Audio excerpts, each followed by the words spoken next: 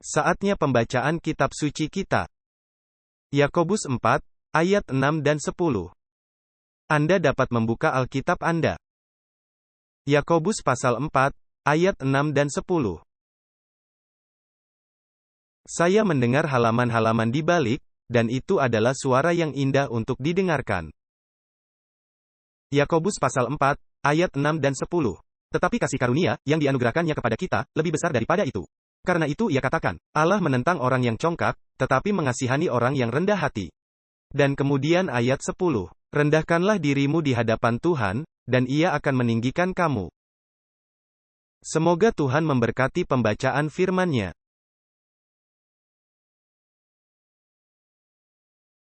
Selamat pagi. Sangat senang Anda berada di sini hari ini. Saya ingin mengucapkan selamat datang kepada Anda semua. Secara khusus kepada para pengunjung dan mereka yang beribadah bersama kami melalui internet. Sangat senang Anda berada di sini. Dan kita memiliki hari Sabat yang luar biasa dan indah. Cuacanya bagus bukan? Saya akan berbicara sebentar kepada tim canvassing. Bagaimana kabar kalian? Apa kalian senang mereka di sini? Anda mendengar mereka, dan mereka berkata dengan antusias. Bagaimana dengan hari-harimu di minggu ini? Suatu berkat. Bisakah Anda memberi kami satu cerita? Saya tidak punya banyak waktu. Satu cerita, segera. Kami di sini minggu lalu. Kisah ini terjadi seminggu sebelumnya. Jadi saya berjalan ke suatu rumah dan wanita itu sedang berdiri di terasnya. Dan dia sedang menghapus pesan lama dari teleponnya. Dan dia berkata, tunggu sebentar. Dan saya tidak ingin menunggu terlalu lama. Tetapi dia berkata, baik, saya akan meminta Anda mengatakan apa yang akan Anda katakan. Dan saya akan berhenti melakukan ini. Jadi saya datang dan memberinya 3 buku, ketiga buku yang ada di sini. Dan dia langsung berkata kepada saya akan memberimu 4 harga penuh untuk ketiganya. Saya berkata, Bu, Anda bisa mendapatkan kelima buku ini dengan harga itu. Ini adalah kumpulan buku kami. Kemenangan akhir, kebahagiaan sejati, Bible Readings for the Home. Kerinduan segala zaman dan perumpamaan-perumpamaan Tuhan Yesus. Jadi kemudian dia pergi dan mengambil ceknya dan dia mulai menceritakan kisahnya. Dia berkata bahwa dia telah didiagnosis menderita kanker 8 tahun sebelumnya. Dan dia telah bertahan selama 8 tahun. Dan 8 bulan yang lalu, dia mulai berdoa untuk kebenaran. Dan 8 bulan kemudian, saya berjalan ke terasnya dan membaginya kebenaran. Dan dia mendapatkan kebenaran. Namanya Lisa. Dia tinggal di sini di Lexington di Drive Fairfield. Dan saya bertanya kepadanya tentang hal-hal rohani. Dia pergi ke gereja, tapi dia tidak terlalu senang karena mereka tidak mengajarkan apa yang Alkitab ajarkan. Dia berkata, saya sebenarnya percaya pada hari Sabat, karena saya memelihara hari Sabat di rumah. Dan saya berkata, Bu, apakah Anda tidak tahu ada pemelihara hari Sabat yang lain? Dia berkata, tidak. Saya berkata, apakah Anda pernah mendengar gereja Masehi Advent Lexington? Dia berkata, tidak. Saya pikir mereka adalah saksi Yehovah. Jadi saya memberitahunya tentang gereja ini, dan tentang Anda semua, dan tentang pendeta Goya. Dan dia sangat senang menemukan pemelihara Sabat lainnya di daerah ini dan saya mengundangnya ke gereja. Saya tidak tahu apakah dia datang minggu lalu, tetapi saya berdoa agar Roh Kudus terus menunjukkan kepadanya kebenaran. Dan dia akan terus membaca buku-buku ini. Dan suatu hari dia akan datang ke gereja ini dan bergabung dengan kalian semua. Amin. Apakah Anda tahu siapa Anda? Anda adalah orang Kristen Gereja Masehi Advent Hari ke-7, Gereja Umat Sisa, sesuai nubuatan Alkitab. Bagikan kebenaran kepada semua orang yang Anda temui. Terima kasih banyak. Bukankah itu cerita yang bagus? Berkuasa. Mereka punya begitu banyak cerita. Jika ingin mendengar, Anda akan mendengarnya lebih banyak malam ini, pukul 7.30. Anda akan mendengar lebih banyak dan bahkan lebih banyak lagi Sabat berikutnya. Mereka benar-benar memberi saya banyak minat dari orang-orang yang dikunjungi di sini di daerah ini. Orang yang membutuhkan kebenaran, orang yang ingin diselamatkan. Jadi saya menunggu Anda untuk datang memadati kantor saya, membunuh saya. Dan berkata, saya ingin mengunjungi salah satunya. Berikan saya 1. Dan saya katakan, saya tidak punya banyak. Kenapa kalian datang semua? Dan Anda datang kepada saya dan berkata, pendeta, saya ingin mengunjungi juga. Pengalaman saya ketika saya mengunjungi yang 1 itu luar biasa. Saya bisa melihat mereka datang ke gereja, saya mau mengunjungi juga. Saya berkata, saya tidak punya lagi. Lebih baik Anda berdoa untuk lebih banyak orang. Jadi Anda datang dan saya akan memberi Anda minat belajar Alkitab dari orang-orang yang dia sebutkan, yang mereka jangkau. Selama beberapa minggu dan kita perlu menindaklanjuti. Karena orang-orang itu meminta Kristus dan kita perlu menindaklanjutinya. Baik, mari kita berdoa. Apakah terlalu banyak berdoa itu menyakitkan? Ayah saya mengatakan 2 doa dan 2 kali makan tidak ada salahnya. 2 pukulan menyakitkan. Jadi mari kita berdoa lagi untuk tim canvassing dan untuk gereja. Bapa di surga, kami berterima kasih untuk kelompok anak muda yang berkomitmen luar biasa ini. Dan kami berdoa agar Engkau akan terus memimpin mereka. Dan menggunakan mereka sehingga mereka menjangkau banyak orang, dan mereka dapat melihat hasil yang lebih besar dari yang mereka bayangkan saat ini. Dan kami berdoa untuk orang-orang yang sudah mereka jangkau dan mereka akan jangkau minggu depan dan seterusnya. Dan kami berdoa Bapa untuk gereja kami sehingga kami akan menindaklanjuti dan merawat orang-orang itu, dan mengasihi mereka seperti Kristus mengasihi mereka. Dan bahwa kami akan melihat mereka di surga. Kami doakan hal-hal ini dalam nama Yesus. Amin. Jadi beberapa waktu yang lalu kita memulai kitab Daniel. Apakah Anda menikmati buku Daniel sejauh ini? Apakah Anda mendapatkan beberapa hal yang menjadi berkat bagi Anda? Jika Anda melewatkan salah satu khotbah atau lebih, bicaralah dengan tim AFI. Mereka akan memberi Anda kopi DVD dengan seluruh seri sejauh ini atau seri lainnya dari sebelumnya. Atau secara online di lexingtonsdachurch.org. Dan Anda dapat menemukan semuanya di sana, baik audio atau video. Dan Anda dapat mengunduh audio MP3 dan meletakkannya di, Anda tahu perangkat teknologi Anda. Teleponmu, iPadmu, apapun, dan dengarkan di mobil Anda ketika Anda mengemudi. Tidak itu baik, atau Anda dapat memberikannya kepada tetangga atau teman. Dan mereka bisa mendapatkan berkat dari mendengar Injil. Bukankah itu bagus? Jadi terakhir kali kita berbicara tentang Daniel pasal 3. Hari ini kita masuk dalam pelajaran yang sangat sulit. Daniel pasal 4. Tidak terlalu banyak orang berkhotbah dari Daniel pasal 4. Anda tidak akan menemukan dalam seri penginjilan berbicara tentang pasal 4. Anda tidak akan menemukan banyak khotbah. Buku itu tidak banyak bicara, kecuali bahwa Nebukadnezar bermimpi. Dia adalah pohon, dan lain sebagainya. Amin. Ini sedikit sulit. Jadi, apakah Anda keberatan jika kita menundukkan kepala untuk doa lagi? Terlalu banyak berdoa? Tidak terlalu banyak berdoa. Jika kita berdoa sepanjang jalan sampai akhir khotbah hari ini, kita lebih baik. Bapa di surga, kami berdoa agar Engkaulah yang membuka firman, dan untuk berbicara dan mengubah. Semoga Engkau menjadi pusat dari semua yang kami katakan. Dan biarlah firman-Mu membawa hasil abadi. Dalam nama Yesus. Amin. Kita mengatakan bahwa kitab Daniel memiliki struktur kiastik. Anda ingat apa itu? Anda ingat bentuk piramida? Apa yang ada di awal ada di akhir. Apa yang ada di sini, di sini. Apa yang ada di sini, ada di sini. Dan apa yang ada di tengah. Teknologi itu luar biasa. Apa yang ada di tengah adalah bagian terpenting. Dan kita memberimu contoh, misalnya. Dan kita berkata, Daniel memiliki 2 struktur kiastik. Pasal 1-7 adalah satu struktur, dan 7-12 adalah struktur kiastik kedua lainnya. Dan kemudian pasal 7 itu sendiri, kita mengatakan memiliki 2 struktur kiastik sendiri. Dan di tengah adalah pusat buku. Tapi kemudian saya memberimu sebuah contoh, pasal 1 dengan pasal 7. Dan pasal 1 dan 2 sebenarnya mereka sama, 3 dan 6, 4 dan 5. Ingatlah bahwa pasal-pasal dalam Alkitab bukanlah asli, pasal-pasal, ayat, koma. Tanda baca, tanda titik. Masoret menempatkan itu agar lebih mudah dipelajari. Tetapi Alkitab yang asli, tidak ada pasal, tidak ada ayat. Anda harus membaca seluruh gulungan, karena tidak ada Yesaya 44 ayat 15. Tidak ada, hanya kitab Yesaya. Itu seperti seluruh surat, tidak memiliki nomor halaman, tidak memiliki pasal. Baik. Jadi struktur kiastik. Pasal 2 patung dari kerajaan, pasal 7, binatang dari kerajaan. Pasal 3, penganiayaan dan pembebasan. Pasal 6, penganiayaan dan pembebasan. Pasal 4, penghakiman dan raja yang jatuh. Pasal 5, penghakiman dan raja yang jatuh. Namun, antara pasal 4 dan pasal 5 ada perbedaan. Salah satu rajanya bertobat, raja yang lain, Belsiazar tidak bertobat. Biarkan saya memberitahumu sesuatu yang sangat umum, yang bukan tentang Daniel. Alkitab memiliki berapa banyak buku? Bagus untuk Anda, 66 buku. Berapa penulis? 39 orang, namun 40 orang. Bisa dikatakan, tidak keduanya. Ya. Alkitab memiliki 39 penulis yang menulis semua buku. Namun, ada penulis ke-40 yang tidak menulis buku. Dia hanya menulis satu pasal dalam Alkitab. Itu adalah Nebukadnezar. Apakah Anda tahu itu? Dia menulis pasal 4. Bukan Daniel. Nebukadnezar yang menulis pasal 4 dari kitab Daniel. Ya. Dan sebenarnya ada dua pendapat di antara para ahli kitab. Nomor 1, bahwa beberapa ayat dari pasal 4 ketika dia memang memiliki kepala, tetapi tidak ada furnitur di dalamnya. Baik.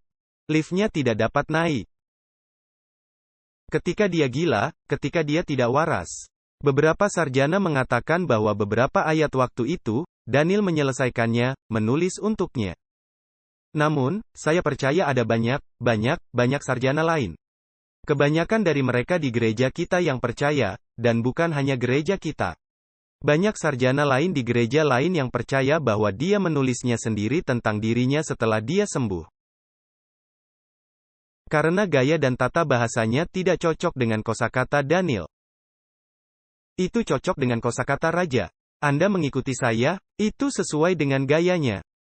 Bagaimanapun, mengatakan bahwa Nebukadnezar dalam kitab Daniel memiliki 4 doa dan 2 mimpi. Berapa banyak doa? Berapa banyak mimpi? Baik. Mimpi pertama ada di pasal 2. Anda ingat patung itu? Dan mimpi yang kedua ada di pasal 4, yaitu pohon. Sekarang dengarkan dengan seksama. Ada perbedaan antara dua mimpi itu. Mimpi yang satu, dia tidak ingat. Mimpi lainnya, dia ingat. Anda mengikuti saya sejauh ini? Sekarang, sebelum kita benar-benar memulai khotbah, kita sudah memulainya. Tetapi sebelum kita masuk ke pelajarannya, saya ingin mengatakan bahwa beberapa orang mengatakan bahwa Daniel adalah sebagian nubuatan sebagian sejarah. Dan beberapa orang lain mengatakan bahwa Daniel adalah keduanya nubuatan dan sejarah seluruh pasal, dari 1 sampai 12. Saya percaya kitab Daniel, seperti kitab-kitab lain dalam Alkitab konsisten. Daniel dan Wahyu semuanya nubuatan dan sejarah semuanya. Dan Daniel paralel dengan kitab Wahyu. Paralel dengan akhir zaman, itu memberikan nubuatan yang akan mempersiapkan kita. Oleh karena itu sangat sulit untuk menjelaskan pasal 4 dan semua orang mencoba memahaminya. Karena mereka tidak dapat menemukan paralelnya dengan kitab Wahyu. Jadi mereka datang dengan ide, dan ada yang berkata itu bukan sejarah. Pasal 4 bahkan bukan nubuatan.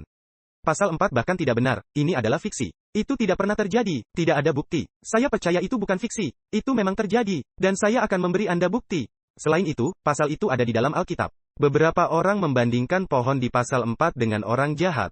Mereka yang sombong, orang berdosa yang akan dihancurkan.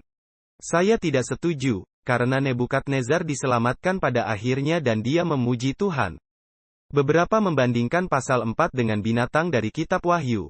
Tidak ada bukti Alkitabiah, saya tidak akan menjelaskannya, memberi Anda buktinya. Sangat tidak setuju dengan itu. Beberapa orang membandingkan pasal 4 dengan Israel dan orang bukan Yahudi dan pemulihan Israel. Dan sejauh ini baik-baik saja, namun, mereka memaksakan untuk waktu 7 tahun. Itu adalah waktu sampai Israel dipulihkan. Apakah Anda mengambil 7 tahun literal, atau jika Anda mengambil 7 tahun nubuatan? Yaitu 2520 tahun sampai Israel dipulihkan. Tak satu pun dari keduanya benar. Karena jika Anda mengambil tanggal untuk memulai nubuatan itu, yang mereka pikir itu adalah nubuatan. Jika Anda mengambil tanggal itu, untuk keputusan Kores, itu tidak benar. Israel tidak dipulihkan pada waktu itu. Dan jika Anda mengambil tanggal itu dari tahun 70 saat Israel sebagai bangsa ditolak, sebagai umat Allah, maka Yesus akan datang 100 tahun lagi dari sekarang atau lebih. Anda memahami saya? Jadi itu tidak benar, apalagi mereka punya masalah. Kata 7 kali adalah Idan. Dalam bahasa Aram Idan, siapapun yang tahu sedikit bahasa Aram, tahu bahwa itu adalah tahun literal, dan itu diterjemahkan pengulangan musim.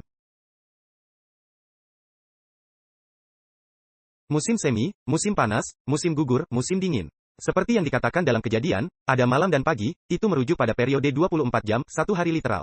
Dan Idan dalam bahasa Aram, tidak mengacu pada simbolis apapun. Ini adalah tahun literal, 12 bulan. Jadi pada dasarnya itu juga tidak berfungsi seperti itu. Jadi saya mengesankan bahwa kitab Daniel adalah nubuatan, secara konsisten nubuatan dan sejarah. Paralel dengan kitab Wahyu, paralel dengan peristiwa akhir zaman. Dan pasal 4 memang memiliki simbolisme yang merupakan nubuatan. Dan kita akan membicarakannya. Apakah Anda penasaran sekarang? Bagus. Saya berhasil membuatmu penasaran. Bagus. Saya bisa mulai. Jadi saya bepergian, dan saya sampai ke bandara. Dan seperti biasanya saya percaya bahwa kita harus menjadi penata layan yang baik dari uang Tuhan. Dan bahkan jika gereja akan membayar saya, ketika saya memberikan seminar doa. Saya tidak akan menghabiskan uang gereja karena itu adalah uang Tuhan. Jadi apa yang saya lakukan? Saya mencari tiket pesawat termurah, untuk mobil termurah. Dan beberapa orang mungkin datang dengan mobil mahal yang bagus. Saya mengambil mobil di mana lututmu dekat dengan mulutmu, tetapi itu yang termurah, karena itu adalah uang Tuhan. Dan karena saya hanya menggunakannya untuk pergi dari bandara ke gereja dan berkhotbah dan kembali lagi. Mengapa saya harus menghabiskan $300 sehari, ketika saya dapat menghabiskan $30 sehari? Anda mengikuti saya tidak butuh kenyamanan, saya hanya perlu mobil untuk berjalan, untuk membawa saya dari tempat A ke B. Titik. Jadi saya mendapatkan mobil termurah, dan saya mendapatkan harga hotel termurah. Saya tidak pergi ke hotel kotor. Kami mengenakan biaya $140 per malam. Oh tidak. Tunggu sebentar. Yang lain menagih saya $74 per malam. Oh, tidak bisa seperti itu. Ya, Anda bisa, beri saya manajermu, dan seterusnya dan seterusnya. Dan saya mendapatkan $74. Anda lihat itu tidak menguntungkan, saya melakukan sesuatu untuk masyarakat. Bisakah Anda menjadi bagian darinya? Oh, kami tidak bisa memotong begitu banyak. Kami berikan $76. Baik, ada batasnya, seberapa banyak Anda dapat menekannya. Jadi saya pergi ke bandara. Ini adalah contoh kejadian pada waktu itu. Dan saya mendengar, Pavel Goya, segera ke loket. Jadi saya pergi ke loket, saya tidak mengerti yang Anda katakan, apa yang Anda inginkan dari saya? Dan dia berkata, saya minta maaf. Kami kelebihan pesanan reservasi. Kami sangat kelebihan reservasi. Kami dapat memberi Anda $400, jika Anda setuju untuk pergi pada pesawat berikutnya. Saya berkata, saya tidak bisa. Kapan pesawat berikutnya? Besok pagi. Saya tidak bisa. Anda tahu, malam ini ada orang-orang yang menunggu saya untuk berkhotbah. Saya tidak bisa, kecuali Anda pergi dan berkhotbah, dan saya akan mengambil $400 itu. Dan menghabiskan waktu di bandara, dan melakukan beberapa pekerjaan. Tapi bisakah Anda pergi untuk saya dan berkhotbah? Tidak. Kalau begitu sebaiknya engkau antarkan saya ke pesawat, karena saya sudah membayarnya. Dan saya membayar untuk pesawat ini, bukan untuk pesawat lain. Dan dia berbicara, dan dia menelpon atasannya. Saya menemukan solusi. Kami memiliki pesawat berbeda yang akan pergi ke Cincinnati gantinya pergi ke Memphis. Dan itu akan membawa Anda tiba pada waktu yang sama. Namun, kami tidak memiliki kursi di kelas ekonomi. Kami akan menempatkan Anda di kelas utama. Itu tidak masalah bagi saya. Apakah saya harus membayar untuk kelas 1? Tidak. Bagus. Saya adalah seseorang. Saya berjalan yang pertama di pesawat. Kursi itu jauh lebih besar dari saya, apapun yang akan saya lakukan, saya tidak bisa merasakan kursi itu. Karena saya lebih kecil sekarang, gantinya tetap seperti ini, dan berhati-hati untuk tidak menyentuh yang sebelahnya. Saya seperti wow. Kursinya dapat dibaringkan, kaki saya naik ke atas. Saya mencoba bermain dengan remote-nya. Sungguh enak kursinya. Selain itu, Anda tahu. Makanan, mereka tidak datang dengan makanan kecil, dan memberi Anda beberapa kacang. Mereka memberi saya menu, dan bertanya apa yang saya inginkan. Dan bahkan sebelum pesawat berangkat, mereka memberi saya jus jeruk. Saya berkata, bisakah Anda terus datang membawa jus jeruk? Dan dia berkata, tentu saja. Itu menyenangkan. Dan belum lagi semua hal lainnya. Itu hanya sangat menyenangkan. Ketika saya turun dari pesawat, saya seperti seorang raja. Dan saya melihat, apakah ada orang yang memperhatikan saya? Kepala saya menengadah. Kelas utama. Dan kemudian di Cincinnati, mereka menempatkan saya di propeller duster, pesawat baling-baling. Kamu tahu apa itu? Propeller, pesawat baling-baling. Bagaimana Anda menyebutnya? Dan mereka menempatkan saya di sebuah pesawat kecil, tua dan kotor. Di kursi terakhir, bangku terakhir di dekat toilet. Dan pintu toilet tidak dapat tertutup, dan bau dan bahan kimianya mengerikan. Bagaimana yang hebat telah jatuh. Saya seperti, oh, ayolah dari kelas 1. Dan pikiran itu muncul di benakku. Apakah Anda belajar pelajaran Anda? Anda pikir Anda adalah seseorang. Anda bukan siapa-siapa. Dan saya seperti menelan, Anda tahu, kosong, tidak ada makanan di mulut saya. Dan tidak ada yang datang dengan jus. Dan penerbangannya singkat.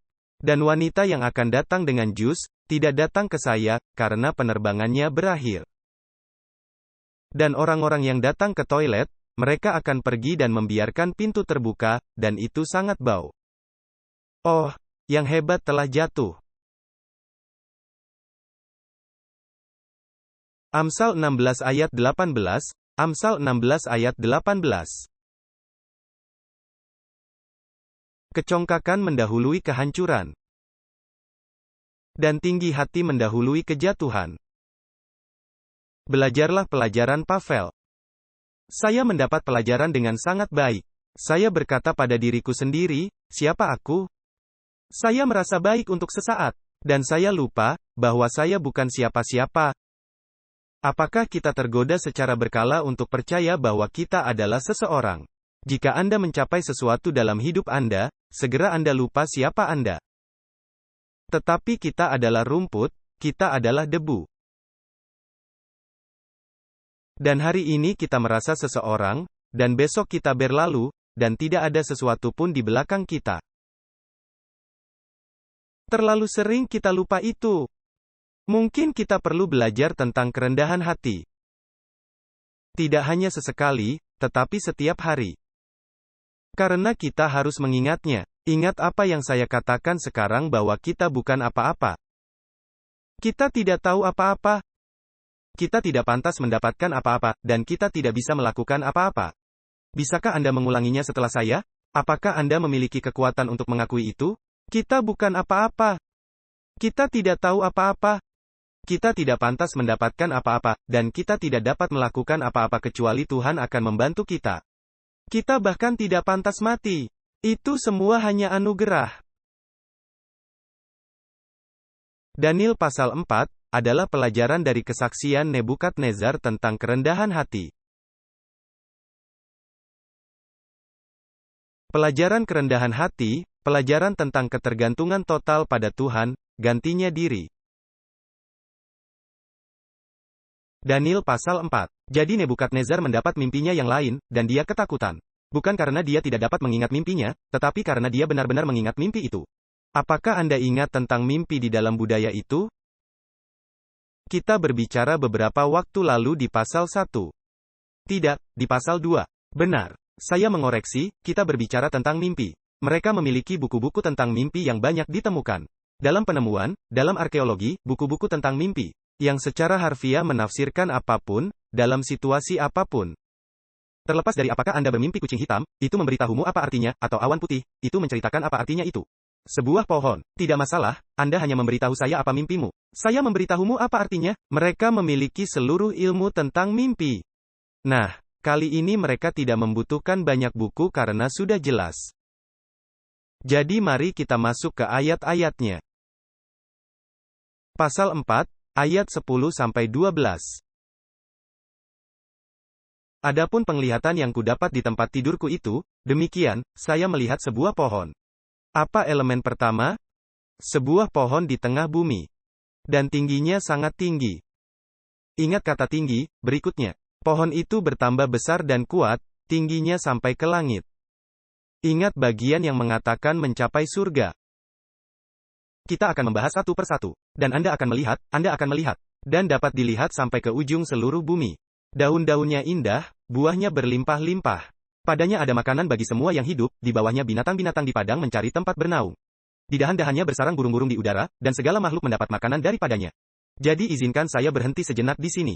Apakah Anda ingat tempat lain yang mengatakan binatang dan burung? Di pasal 2, dia bermimpi tentang dia dan tentang kerajaan lain. Dan dikatakan bahwa semua binatang diberi makan. Kamu ingat? Jadi dia pada dasarnya, dia tahu ini tentang dia. Bagaimanapun, mari kita lanjutkan. Sejauh ini sangat baik. Itu tidak buruk. Ini adalah mimpi yang bagus. Ini mimpi kelas utama. Anda mengikuti saya, kelas utama di pesawat. Baik. Ayat 13-17. Kemudian dalam penglihatan yang kudapat di tempat tidurku itu tampak seorang penjaga, seorang kudus, ingat bagian ini. Turun dari langit. Ia berseru dengan nyaring, demikian katanya, tebanglah pohon itu. Ingat kata ditebang. Kita akan membahasnya, kita akan memberikan arti yang berbeda mungkin. Potonglah dahan-dahannya, gugurkanlah daun-daunnya dan hamburkanlah buah-buahnya, biarlah binatang-binatang lari dari bawahnya dan burung-burung dari dahan-dahannya. Tetapi biarkanlah tunggulnya tinggal di dalam tanah. Terikat, ingat kata kerikat, dengan rantai dari besi dan tembaga. Di rumput muda di padang, biarlah ia. Saya pikir sekarang sudah jelas. Dia tidak membicarakan tentang pohon, dia berbicara tentang orang. Tidak dikatakan, biarlah pohon itu, tetapi dikatakan biarlah dia. Anda memahami saya, biarlah ia dibasahi dengan embun dari langit, biarlah ia mendapat bagiannya dari rumput. Biarlah hati manusianya, pohon tidak memiliki hati, berubah dari hati manusianya. Jadi ini berbicara tentang pohon atau tentang seorang manusia? Apakah Anda mengikuti saya? Nebukadnezar mengetahuinya. Pohon, dalam simbolik, dalam budaya itu, dan saya akan memberimu bukti. Bukti arkeologi sejarah, bukti Alkitabiah, pohon mewakili orang-orang berkuasa dan negara-negara kuat. Itu adalah pengetahuan umum. Biarlah hati manusianya berubah dan diberikan kepadanya hati binatang. Demikianlah berlaku atasnya sampai 7 masa berlalu. Ingat, titah ini adalah menurut putusan para penjaga dan hal ini menurut perkataan orang-orang kudus. Supaya orang-orang yang hidup tahu, apa pelajarannya? Bahwa Yang Maha Tinggi berkuasa. Dan memberikannya kepada siapa yang dikehendakinya, bahkan orang yang paling kecil. Jadi itulah mimpinya. Tidak semuanya, ada lebih dari itu, tapi itulah mimpinya. Ada beberapa ayat lagi di sana. Nebukadnezar ketakutan. Dia ingat mimpi itu dan dia memanggil orang-orang bijaksana. Biarkan saya mengajukan pertanyaan. Akan lebih baik, Anda memperhatikan, saat menjawab, karena ini adalah pertanyaan yang rumit. Apakah dia memanggil Daniel atau tidak di antara orang-orang bijaksana? Tidak. Itu jawabannya. Kenapa? Kenapa? Menurut pemikiran saya tidak punya bukti, tapi itu pendapat saya. Menurut saya, karena dia tidak menyukai apa yang akan dikatakan Daniel. Saya membaca di arkeologi bahwa ada pendapat bahwa jika para nabi akan mengatakan sesuatu tentang Anda, itu akan terjadi. Jadi Anda lebih baik memanggil nabi yang baik. Itu berbahaya untuk menjadi nabi yang buruk karena Anda akan dihukum. Karena mereka sangat skeptis dan percaya tahayul. Bahwa apa yang Anda katakan akan terjadi. Jadi sebaiknya, jangan menjadi pembawa pesan yang buruk karena Anda akan kehilangan kepalamu. Anda sebaiknya menjadi pembawa pesan yang baik. Anda memahami saya, Yeremia, Yesaya membayar karena menjadi pembawa pesan yang baik. Maaf, pembawa pesan yang buruk. Tetapi mereka harus mengatakan apa yang Tuhan katakan. Anda mengikuti saya? Jadi menurut saya bahwa dia tidak memanggil Daniel karena dia takut. Kabar baik akan menjadi kabar buruk, bukan kabar baik. Jadi dia memanggil orang lain yang akan menyanjungnya dan berkata, oh, jangan khawatir. Dan kemudian mudah-mudahan mereka nabi yang baik, apa yang mereka katakan akan terjadi. Jadi pada dasarnya dia tidak menginginkan kabar buruk. Ayat 6. Maka aku mengeluarkan titah, bahwa semua orang bijaksana, supaya mereka memberitahukan kepadaku makna mimpi itu. Baiklah, izinkan saya memberitahumu saudara-saudara, bahwa sejak dia memberitahu mereka mimpi, karena mereka memiliki seluruh ilmu pengetahuan. Dan karena ada pengetahuan yang sangat umum. Apa artinya pohon dalam simbolisme? Mereka seharusnya tidak memiliki masalah untuk memberikan interpretasi, bukan begitu? Oh, Anda adalah pohonnya. Anda memberi makan semua orang, tetapi Anda akan ditebang. Namun, dikatakan dalam Alkitab saya bahwa mereka ketakutan. Dan mereka seperti tidak dapat berkata-kata, ketakutan, dan mereka berkata, kami tidak tahu interpretasinya. Menurut saya, mereka tahu interpretasinya. Mereka hanya tidak mau memberikannya karena itu bukan yang baik. Dan Anda sebaiknya memperhatikan apa yang Anda katakan kepada raja karena dia memiliki kuasa atas hidup Anda. Ayat 7, orang-orang berilmu, ahli jampi, para kasdim dan sebagainya. Datang menghadap dan raja menceritakan kepada mereka mimpi itu. Tetapi mereka tidak dapat memberitahukan maknanya kepadaku. Seperti yang saya katakan, menurut saya mereka bisa menafsirkan mimpi itu. Itu tidak sulit. Tetapi mereka tidak mau menjadi pembawa pesan. Dari arkeologi, bahwa memberikan berita buruk, itu sangat berbahaya. Oh, jadi mereka berkata, oh, Raja, kami tidak tahu interpretasinya. Maaf. Jika Anda adalah penerjemah, apakah Anda akan memberikan pesan itu? Jika Anda hidup pada waktu itu, di kerajaan Babylon, akankah Anda memberitahu dia interpretasinya seperti apa adanya? Pikirkanlah. Mereka tidak bodoh, mereka memiliki pekerjaan yang baik dan kehidupan yang baik. Mengapa harus kehilangan itu? Politik. Jadi simbolisme pohon, mari kita bahas. Langkah demi langkah, kata yang digarisbawahi. Perlambangan pohon, bukanlah ide yang aneh, itu sering digunakan untuk orang-orang berkuasa, raja dan bangsa. Itu digunakan untuk Firaun. Firaun adalah pohon di Yehezkiel. Untuk Israel, Israel adalah pohon. Untuk Nabi, Nabi menggunakannya untuk raja. Nabi menggunakan untuk orang-orang penting atau negara. Yesaya menggunakannya, Yehezkiel menggunakannya. Saya akan pergi ke sejarawan, Herodotus, yang berbicara tentang saudara Nebukadnezar Astiages. Dan dikatakan, Astiages memimpikannya sebuah pohon yang melambangkan kekuasaannya atas dunia. Jadi pohon melambangkan orang yang berkuasa. Buku Herodotus 1 halaman 100. Dalam cuneiform yang ditemukan 50 tahun yang lalu, Nebukadnezar sendiri membandingkan Babylon dengan sebuah pohon, tempat penampungan bangsa-bangsa. Apakah dia tahu apa artinya pohon itu? Nah, dikatakan Nebukadnezar sendiri yang mengatakan itu. Prasasti Kerajaan Babilonia Baru halaman 19. Mimpi di pasal 2, menggunakan bahasa yang sama. Di tangan Anda, Tuhan telah menempatkan manusia, binatang dan burung. Jadi dia tahu itu sedang membicarakan dia. Daniel 2 ayat 38. Yehezkiel menggunakan analogi yang sama, berbicara tentang kesombongan Asyur dan kesombongan Firaun. Mengatakan, lihatlah Asyur adalah cedar, pohon aras itu adalah pohon dengan cabang-cabangnya. Yehezkiel 31 ayat 3. Apakah biasa menggunakan simbolisme pohon untuk orang yang berkuasa? Anda lihat. Yesaya menggunakan simbolisme yang sama, berbicara tentang setan. Engkau telah berkata dalam hatimu, aku akan naik ke surga. Aku akan ditinggikan. Anda tahu ayat Alkitabnya. Yesaya 14, ayat 13 dan 14. Jadi pohon melambangkan raja. Tapi masalahnya adalah pohon itu sombong. Kesombongan adalah dosa terbesar. Faktanya saudara-saudara, kesombongan adalah asal mula segala dosa. Itulah yang dilakukan setan pertama-tama. Dia berkata di dalam hatinya, aku hendak naik ke gunung yang maha tinggi. Dan aku hendak menyamai yang maha tinggi. Apakah itu? Kesombongan. Aku akan menggantikan Tuhan. Sebuah upaya diri sendiri untuk menggantikan Tuhan. Kesombongan. Kesombongan adalah sumber segala dosa. Kesombongan. Tuhan membenci kesombongan. Kesombongan, egoisme, diri yang terutama adalah jantung dari setiap dosa. Kembali ke cerita. Jadi Daniel tidak dipanggil, dan Alkitab dalam bahasa Aram, tidak mengatakan bahwa akhirnya dia memanggil Daniel. Dikatakan bahwa Daniel dalam bahasa Aram, datang sendiri.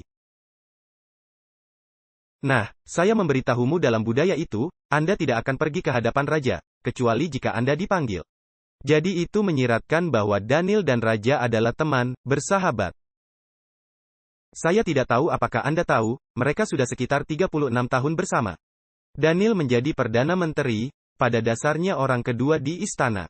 Raja, Daniel adalah yang kedua, tangan kanan, teman, penasihat dekat, konselor dekat. Mereka berbicara bersama. Daniel berdoa untuknya. Sekarang Daniel mulai memperhatikan raja. Daniel melihatnya berubah, tumbuh dari seorang tirani menjadi seorang yang mulai percaya kepada Tuhan dan memuji Tuhan. Dan ya, dia berkompromi. Dia menjadi suam-suam kuku. Dia kadang-kadang naik secara rohani, kadang-kadang turun secara rohani. Kadang-kadang dia akan memuji Tuhan, dan memutuskan bahwa semua bangsa harus memuji Tuhan. Kadang-kadang dia menyembah Marduk dan berkata, saya akan membunuh kalian jika Anda tidak menyembah patung saya. Dia naik dan turun, bergumul.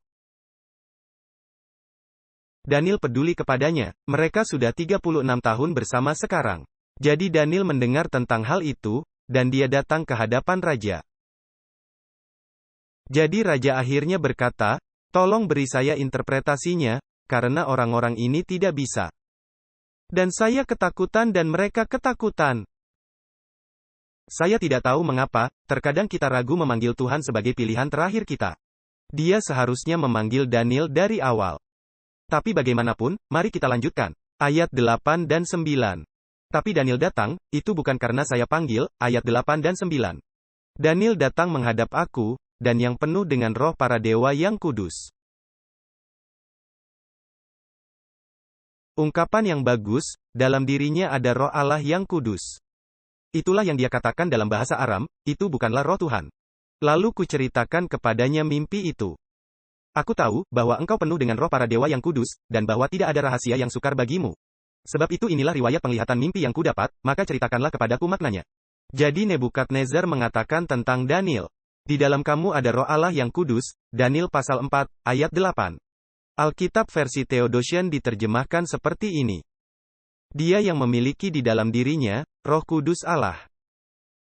Dan menurut saya, dan saya memeriksanya dengan kamus untuk bahasa Aram, itu adalah terjemahan yang murni. Dia yang memiliki di dalam dirinya, Roh Kudus Allah. Bagus. Saya berharap Tuhan akan mengatakan itu tentang kita. Baiklah, mari kita lanjutkan. Jadi saya ingin menekankan bahwa apapun yang diulang 3 kali adalah sesuatu yang kuat, penting dan tidak dapat diubah.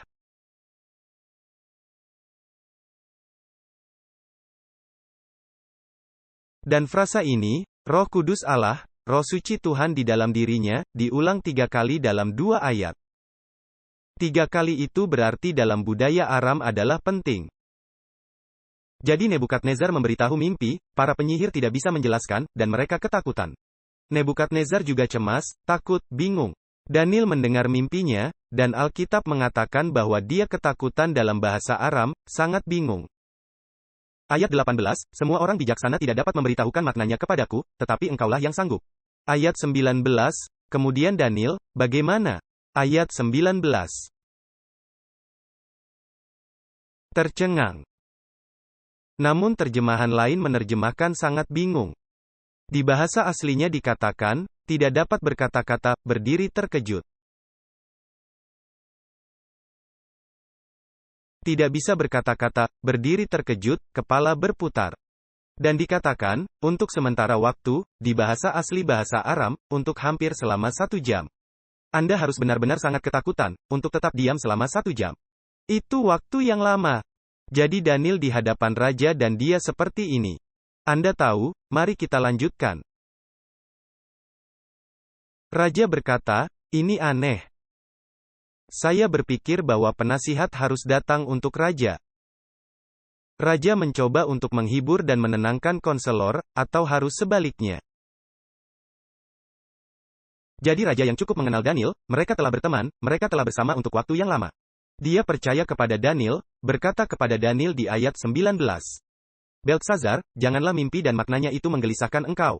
Biarkan saya bertanya kepadamu, mari kita berhenti di sini. Mengapa Daniel menjadi gelisah? Karena dia tidak tahu, apa yang harus saya beritahukan kepada raja? Dia tidak tahu makna mimpi itu, atau karena dia benar-benar tahu makna mimpinya. Apakah menurut Anda Tuhan memberikan, Roh Kudus memberikan Daniel interpretasi mimpi itu? Oh ya? Jadi pada dasarnya, Anda tahu jawabannya, dia gelisah karena interpretasi mimpinya tidak terlalu bagus. Pantas saja, orang Kasdim mengatakan, kita tidak tahu apa maksudnya. Jadi, tidak mudah memberikan interpretasi. Saya tidak tahu apa yang akan Anda lakukan jika Anda ada di sana. Raja mengakui Tuhan, secara teoritis, bahkan menyembah Tuhan sesekali. Secara rohani, dia kadang naik, kadang turun, kadang dekat dengan Tuhan, kadang jauh dengan Tuhan. Dengarkan baik-baik sekarang. Disebut, tidak sepanjang jalan bersama Tuhan. Tidak dengan Tuhan, tidak melawan Tuhan, dengan Tuhan tetapi tidak sepanjang jalan. Dan kemudian mulai sekarang, saya akan meminta Anda untuk mulai menerapkannya pada diri sendiri. Bukan dengan Tuhan, tetapi tidak dengan Tuhan. Pikirkan tentang sebuah gereja yang bersama Tuhan. Mereka memiliki pengetahuan yang benar, tetapi tidak sepenuhnya bersama dengan Tuhan. Mulailah menerapkannya pada diri. Secara spiritual, dikatakan dalam kutipan, dia suam-suam kuku. Mengapa saya harus memberi Anda lebih dari itu? Gereja apa yang suam-suam kuku? Kita akan pergi ke Wahyu, pasal 3 dan Anda akan melihat. Memiliki Tuhan yang nyata, tetapi juga mempunyai semua Allah lain di dalam hatinya. Dia memiliki hati yang terbagi. Dia mempercayai Tuhan, tetapi dia mempercayai dirinya sendiri. Dia ingin Tuhan mengendalikan hidupnya, tetapi dia ingin mengendalikan hidupnya sendiri juga. Daniel 4 ayat 30, bukankah itu Babel yang besar itu? Yang dengan kekuatan kuasaku dan untuk kemuliaan kebesaranku telah kubangun menjadi kota kerajaan? Dan Tuhan mengetahui isi hati raja. Dan Tuhan tidak bisa mengambil hati yang terbagi. Dan jika dia tidak berubah selama masa perdamaian, dia akan berubah selama pencobaan. Tuhan ingin menyelamatkannya. Oleh karena itu Tuhan mengizinkannya untuk mendapatkan masalah. Untuk menggunakan apapun, jika memungkinkan, untuk membalikkannya. Sekarang jangan bertanya-tanya ketika kita mendapat masalah, mengapa kita mendapat masalah? Karena tidak ada yang terjadi secara kebetulan, tetapi semua hal bekerja sama. Untuk memenuhi tujuan Tuhan, demi kepentingan mereka yang mengasihi Tuhan. Jangan heran mengapa Anda mengalami kesulitan. Tuhan mungkin punya tujuan. Anda mungkin menjadi gila selama 7 tahun. Semoga tidak. Tuhan mengizinkan pencobaan untuk mendapatkan perhatiannya untuk menyelamatkannya. Pelajaran yang tidak dia pelajari saat masa tenang. Dia belajar melalui masa-masa sulit dan krisis. Semoga kita tidak mendapatkannya. Semoga kita mengambil pelajaran sekarang. Jadi sekarang sampai pada penafsirannya, ayat 19. Tuanku, Daniel sangat bijaksana. Dia mulai dengan kata positif. Semoga mimpi itu menyangkut musuh Anda, mereka yang membenci Anda. Dan semoga maknanya tentang musuh Tuanku. Ayat 20-22, ini adalah interpretasinya. Pohon yang Tuanku lihat itu, yang bertambah besar dan kuat. Mengetahui segalanya, memiliki segalanya, dan tidak kekurangan apapun, memiliki pengetahuan. Dan memiliki teknologi yang bagus, dan komputer dan TV datar layar lebar. Dan rumah yang bagus dan mobil terbaik di dunia. Pekerjaan yang bagus, dan pendidikan yang bagus. Dan melakukan banyak hal baik, pergi ke gereja, dan membantu orang miskin. Pohon itu adalah Anda. Anda menjadi hebat, sampai-sampai Anda mencapai surga. Sejauh ini baik, tetapi ekspresinya, pohonnya tingginya sampai ke langit, surga. Saya memeriksanya dalam bahasa Aram, dan itu tidak mengacu pada tinggi, tetapi pada sikap. Apakah Anda mendengar apa yang saya katakan? Pohon itu tingginya sampai ke surga. Jadi saya memeriksa, di mana dalam Alkitab, saya menemukan ungkapan itu lagi. Dan saya tidak dapat menemukannya di dalam Alkitab, kecuali saya menemukannya dalam bahasa Ibrani. Bukannya bahasa Aram, ungkapan yang tepat sama, di Kejadian pasal 11. Dataran Sinear, di mana mereka membangun menara Babel. Ekspresi yang sama, mereka ingin mencapai ke surga. Bukan dalam ketinggian, tetapi dalam sikap. Terjemahan dari bahasa Aram mengatakan upaya untuk menjadi Tuhan. Keinginan untuk mengendalikan hidup Anda sendiri, bukan Tuhan yang mengendalikan hidup Anda. Kesombongan. Saya memberi Anda terjemahannya sekarang, saudara-saudara. Saya tidak memberikannya dari diri saya. Kesombongan, percaya diri, rasa percaya diri, berusaha menggantikan Tuhan dan mengendalikan hidup Anda. Jadi membentang ke surga, tidak mengacu pada pohon yang tinggi, ini mengacu pada upaya untuk memegang kendali. Saya adalah seseorang. Ekspresi yang sama. Faktanya, mereka bahkan berkata untuk membuat nama untuk diri kita sendiri. Pohon itu memiliki suara yang mengatakan sebuah keputusan. Menara Babel adalah suara yang mengatakan bahwa ada keputusan di tangan mereka. Apakah Anda melihat paralelnya? Mari kita lanjutkan. Sangat paradoks, Nebukadnezar yang dalam upaya untuk melampaui manusia lain, jatuh di bawah kemanusiaan. Dengarkan saudara-saudara, siapapun yang cukup ambisius untuk sukses dan posisi dan kekuasaan. Dan kenyamanan, penuh kesombongan dan arogansi dan kepercayaan diri. Harus hati-hati merenungkan makna dan konsekuensinya. 1. Ketika seseorang telah mencapai puncak, apa alternatif lain yang ada daripada untuk terjun sepenuhnya ke bawah? Secret of Daniel, halaman 69. Ayah saya dulu berkata, jika Anda akan mengendarai sepeda di tengah, bagaimanapun itu bergerak, Anda tetap berada di tengah. Tetapi jika Anda berada di atas, ketika itu berbalik, Anda akan berada di bawah. Dan ayah saya berkata, jangan bercita-cita untuk menjadi yang teratas. Berbahagialah, dimanapun Tuhan menempatkanmu. Karena itu baik berada di sana. Jadi Anda adalah pohonnya. Saya membayangkan Nebukadnezar tegang dan cemas. Baik, saya pohonnya. Bagaimana dengan penjaga? Bagaimana dengan ditebang? Apa artinya? Apa yang akan terjadi padaku? Apa yang akan terjadi pada saya? Ketika saya sombong, saya setengah hati dengan Tuhan, setengah hati dengan diri sendiri. Apa yang terjadi pada saya, jika saya percaya Tuhan, tetapi saya percaya diri? Jika saya membiarkan Dia mengendalikan saya, tetapi saya mengendalikan diri juga? Apa yang terjadi? Apa yang terjadi? Ketika Raja melihat seorang pengamat, seorang suci turun ke surga, menyelamatkan menebang pohon. Dan Anda dapat membacanya sendiri. Baik. Tuanku, sebenarnya, itulah yang akan terjadi pada Anda. Pada dasarnya Daniel mengatakannya. Itu akan menimpa Anda. Bukankah itu akan membuatmu gemetar? Ayat 25 dan 26, keputusan itu mengenai Tuanku. Tuanku akan dihalau dari antara manusia. Mereka, siapa mereka? Ingat mereka. Mereka akan membasahimu. Apakah itu kekuatan politik? Tidak. Sampai 7 masa berlalu, hingga Tuanku mengakui, bahwa Yang Maha Tinggi berkuasa. Mereka akan mengusirmu. Tata bahasa tidak menunjukkan, dengarkan dengan seksama. Mereka akan memotong. Mereka akan menghalau. Tata bahasa tidak menunjukkan intervensi aktif, tetapi pasif. Terjemahan tidak mengatakan, Yang Kudus akan memotong, tetapi Yang Kudus mengizinkan. Saya ingin Anda mendengar saudara-saudara, Tuhan tidak memotong siapapun. Kita memisahkan diri kita dari Tuhan. Dosa kita, kesombongan kita memisahkan kita dari Tuhan. Bukanlah Tuhan yang memisahkan kita dari diri sendiri. Tata bahasa di sini, saya memeriksa. Ini tidak aktif, tetapi ini pasif. Itu bisa diterjemahkan Tuhan akan mengizinkan, akan menarik diri. Anda bisa mempercayai diri sendiri. Anda merasa sangat percaya diri. Ya, tunggu saja, besok mungkin tornado, atau hari berikutnya kebakaran. Atau apapun, penyakit, kanker, tunggu saja dan lihat siapa Anda. Dan Tuhan, untuk sementara, akan mengambil tangannya. Dan menarik perlindungannya dan berkatnya, dan detik berikutnya Anda hilang. Tapi ada kabar baik di sana. Pertama, mengapa 7 tahun? Idan merujuk ke 7 tahun literal, bukan tahun nubuatan. Tapi mengapa 7, bukan 6 atau 8 atau 10? Apakah Anda ingat ketika Nebukadnezar mengatakan dapur api itu harus dipanaskan 7 kali lebih banyak? Dan saya katakan itu tidak mungkin, karena batu bata akan tahan. Anda membuat batu bata antara 600 dan 900 Fahrenheit. Dan batu bata akan tahan sampai antara 2100 dan 2400. Pada suhu 2400, batu bata akan hancur. 7 kali lebih banyak berarti sekitar 6000 Fahrenheit. Batu bata tidak akan ada lagi. Jadi itu adalah kiasan. Saya memeriksa dalam budaya itu, dan itu berarti pengaturan maksimum. Sepenuhnya, lakukan semuanya sebanyak mungkin. Jadi ketika dikatakan bahwa Anda akan seperti ini, 7 kali atau 7 tahun.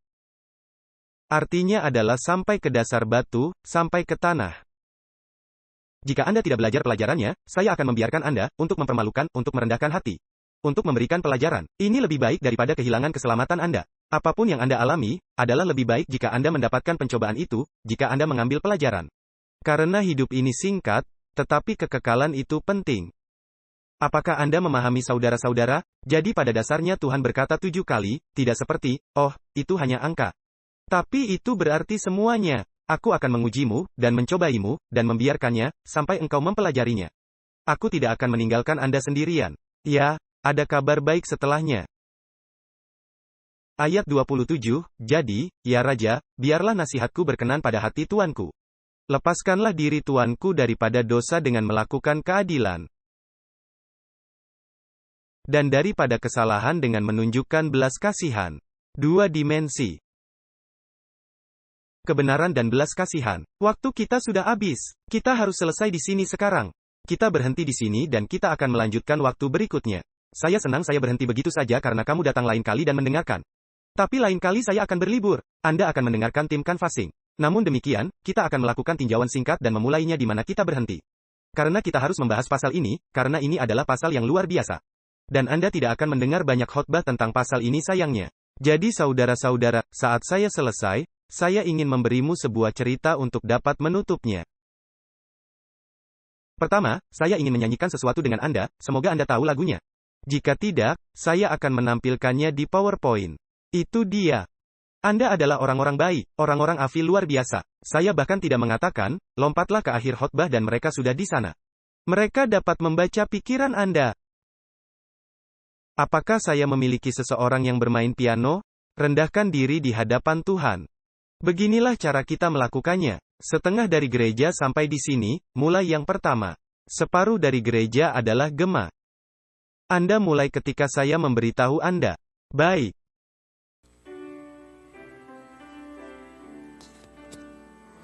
Humble thyself in the sight of the humble thyself in the sight of the. Okay, let's start.